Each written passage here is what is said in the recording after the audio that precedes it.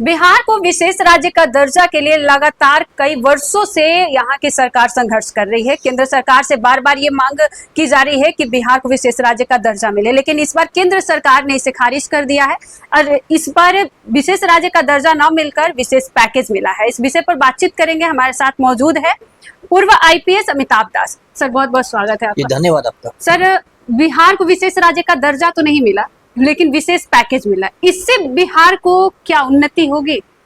अब उन्नति क्या होगी, देखिए हमारे जो प्रधानमंत्री है ना, मोदी जी, एक अद्भुत प्राणी है। वो गौतम अडानी को मक्खन लगाते हैं और पब्लिक को चूना लगाते हैं, है ना। तो वही मोदी जी ने इस बार बिहारियों को चूना लगाने का काम किया है। एक झुंझुना थमा दिया है और इनके जो दलाल मीडिया है और बाकी लोग एकदम कूद रहे हैं कि अब तो बिहार स्विट्जरलैंड बन जाएगा। देखिए, मैं दर्शकों को शुरू से बात समझाता हूँ। ये जो विशेष राज्य का दर्जा, इसकी मांग काफ़ी पुरानी है। खासकर 2000 से इस मांग ने तेजी पकड़ ली, क्योंकि 2000 में बिहार का विभाजन हुआ, झारखंड अलग राज्य बना और झारखंड बनने के बाद बिहार को बहुत सारे नुकसान हो गए। जैसे लगभग बिहार की जो पूरी खनिज संपदा थी, लोहा हो, कोयला हो, अबरख हो, सब चला गया झारखंड में। बिहार के बड़े बड़े जो औद्योगिक शहर थे, धनबाद, जमशेदपुर, ये सब बड़े बड़े बोकारो, ये सब बड़े बड़े औद्योगिक शहर झारखंड में चले गए। और लोग मजाक में कहने लगे कि अब बिहार में बस 2 चीज़ें बच गई, बालू और लालू, है ना।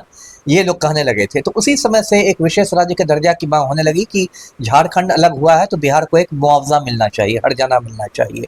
और लालू ने भी इसकी मांग उठाई थी, लेकिन पलटू राम ने तो इसकी मांग बहुत जोर शोर से उठाई और एक तरह से इसको अपना बिल्कुल मुद्दा बना लिया, बड़ा सा मुद्दा।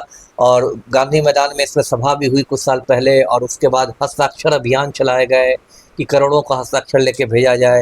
ये सब बहुत कुछ हुआ। अब देखिए, इस बार जो भी सरकार बनी है मोदी की, तीसरी बार जो मोदी जी प्रधानमंत्री बने, तो इस बार तो इनको भाजपा को अपने दम पर बहुमत है नहीं। तो पलटू राम के भी 12 सांसद बचे हुए हैं। तो इस बार इन पर विपक्ष ने भी कहा, तेजस्वी ने भी कहा कि चचा इस बार तो सुनहला मौका, इस बार तो ले ही लीजिए विशेष राज्य का दर्जा। लेकिन अभी 22 अप्रैल को मानसून सत्र के पहले ही दिन लोकसभा में सरकार ने लिखित में जवाब दिया, और लिखित में जवाब में कहा गया, जदयू के ही रामप्रीत मंडल ने सवाल किया था, लिखित में जवाब में कहा गया कि बिहार को विशेष राज्य का दर्जा नहीं मिल सकता है ना। 2012 की ही एक बात का हवाला दिया गया कि अंतर मंत्रालय समूह ने कहा था कि जो मापदंड होते हैं विशेष राज्य के दर्जा के लिए, बिहार उन मापदंडों को पूरा नहीं करता है। मैं दर्शकों को बता दूं कि भारतवर्ष में अभी 11 राज्यों को विशेष राज्य का दर्जा है। उसमें ज़्यादातर राज्य उत्तर पूर्व के हैं, जो छोटे छोटे पहाड़ी राज्य हैं, नागालैंड, मिजोरम जैसे। तो बिहार को खारिज कर दिया गया इसी 22 अप्रैल को। उसके बाद फिर बहुत फजीहत हुई पलटू राम की। लालू ने कहा कि अब इस्तीफा दे दीजिए नीतीश जी, अब आप दे ही नहीं सके विशेष राज्य का दर्जा। तो अब देखिए, 23 तारीख को जो बजट पेश हुआ, आम बजट जो निर्मला सीतारमण ने पेश किया, उसमें आप कहिए कि एक तरह से सांत्वना के तौर पर बिहार को कहा गया कि ये विशेष पैकेज दिया जा रहा है। और ये विशेष पैकेज 58,000 करोड़ रुपए का है मोटा मोटी। अब देखिए, ये मतलब एक झुंझुना है, उससे भी गई गुजरी चीज़ है। कई बातें हैं। एक तो इसे बहुत कुछ आंकड़ों की बाजीगरी है, जितना सुन के लग रहा है उतना आपको मिला नहीं है। इसमें तो मैं देख रहा था कि मनमोहन सिंह के समय में भी जो आवंटन हुआ था बिहार के लिए, उसको भी जोड़ दिया गया। अब ये सरकार समझती है कि जो आम आदमी है उतनी गहराई में नहीं जाता है, तो आम आदमी को उल्लू बना दो, तो इस तरह से है। ठीक है, इस विशेष पैकेज के कुछ हाईलाइट्स हैं, जैसे कि एक्सप्रेसवे बनेगा, पटना पूर्णिया एक्सप्रेसवे, बक्सर भागलपुर एक्सप्रेसवे, 26,000 करोड़ उसकी मद में दिया गया है। फिर कहा गया है कि बक्सर में गंगा नदी पर एक अलग पुल बनेगा। फिर कहा गया है कि ये जो है पीरपैंती है भागलपुर में, वहाँ एक बिजली घर बनेगा।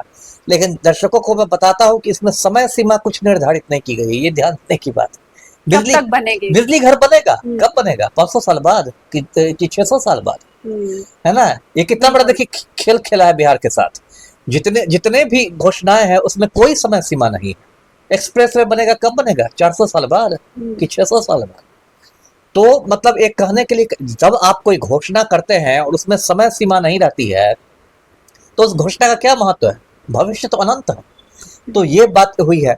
उसके बाद देखिए, इसमें एक खेल क्या है। एक तो देखिए, इतना ज़्यादा भ्रष्टाचार है बिहार में कि जो पैसा दिया भी जाता है उसमें आप देख ही रही, रोज 5-5 पुल गिर रहे हैं, है ना। अभी पिछले 20 दिन में मुझे लगता है 15-20 पुल गिरे हैं। तो मजाक हो गया है बिहार में पुल का गिरना, है ना। सोशल मीडिया पर लोग लिखते हैं ब्रेकिंग न्यूज़, 3 बजे दोपहर है और बिहार में एक भी पुल नहीं गिरा है।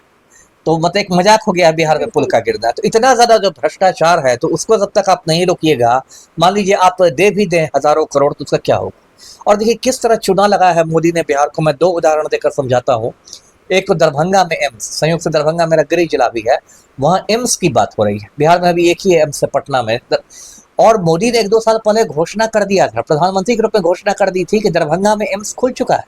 अब बताइए, सोशल मीडिया के जमाना में इतना बड़ा झूठ भी नहीं बोलना चाहिए, प्रधानमंत्री ही क्यों ना हो।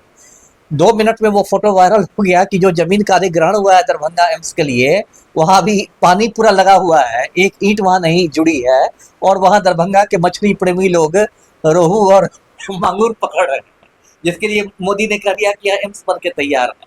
तो कितना बड़ा चूना लगाया।